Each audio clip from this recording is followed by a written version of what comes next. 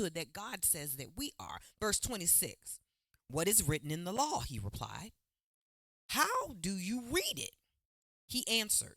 This is the man answering Jesus. Love the Lord your God with all your heart. We talked about this scripture.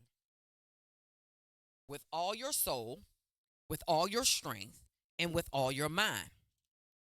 And love your neighbor as yourself. We talked about that scripture. Okay. You have answered correctly. Jesus said he was correct. Do this and you will live.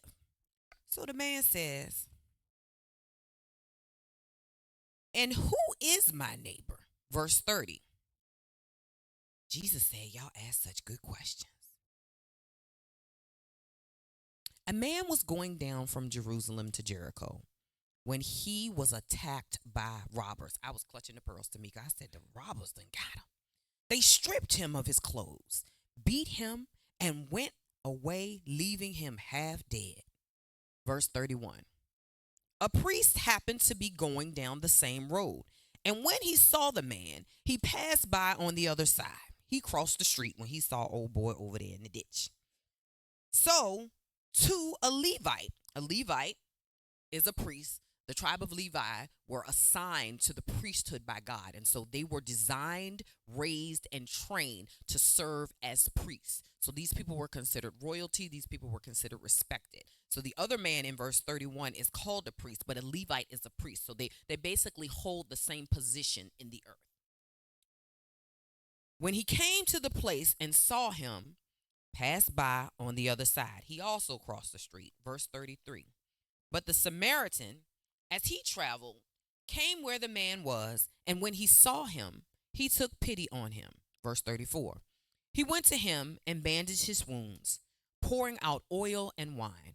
Then he put the man on his own donkey. He put this man in his Cadillac, brought him into an inn, and took care of him. He took him to a place where he would be safe. Verse 35. The next day he took 2 denarii and gave it to the innkeeper. He done paid money for this man to have a hotel room at the Marriott after he done drove him in his nice car. Look after him, he said, and when I return, I will reimburse you. He done got home health to come in and take care of this man. Verse 36. Which of these 3 do you think was a neighbor to the man who fell on the hands of the robber? The expert said to Jesus, the one who had mercy on him. Jesus told him, go and do likewise. Jesus is telling us, the priest, go and do likewise. Now we start this story and we're looking at self-evaluation of how we present ourselves. What kind of character do we have in the earth as this priesthood, as this holy nation? And so for a lot of us, if we saw a beat up man on the street, we would call 911. If we saw an accident, we would pull our car over and we would help, because you don't want nobody to just be there hurt. Dina, you ain't gonna just leave them on the side of the road. We can at least call 911. And the scripture says, Jesus says in the scripture, that the priest, the holy nation, the church people, saw the man on the road, left him there. And then here comes somebody from the Methodist church. That's the Levite, a different kind of church. The first one was Pentecostal, but these people from the Methodist church, they did the same thing, had the same heart to ignore this person's suffering. And I said, Lord, I need to see this, because this doesn't happen every day. In 2025, especially as a female, I can't just be riding down the street pulling over helping men laying on the side of the road. That's dangerous. And so the Lord said, okay, I see you.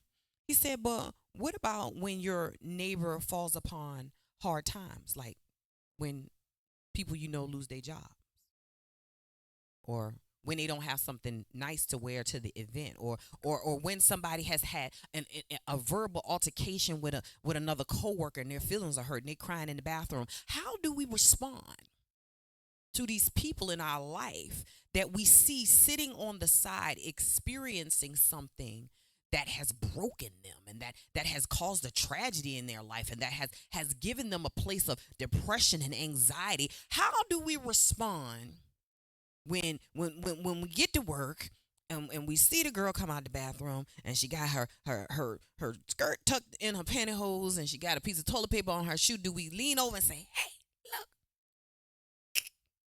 Or do we act like the Samaritan? And do we go out of our way to help them? How do we react when the girls at work, I don't do nothing but go home and go to work, so I talk about my job a lot. When the girls at work, she done came in and she done made her coffee, she done spilled her coffee in the floor. And you got K-cups in your desk. You put your foot in front of your desk drawer and be like, terrible thing. Glad it ain't my coffee. Because see, in 2025, for some people, and y'all know when I talk about people, I'm talking about me. I'm the biggest people in the building. Y'all holy people. So unfortunately, because of Pastor, y'all have to listen to me talk to y'all holy people about worldly things, because I know y'all don't experience any worldly things. But people, people get so caught up in who they are and what they're doing that sometimes we don't see the person beside us suffering.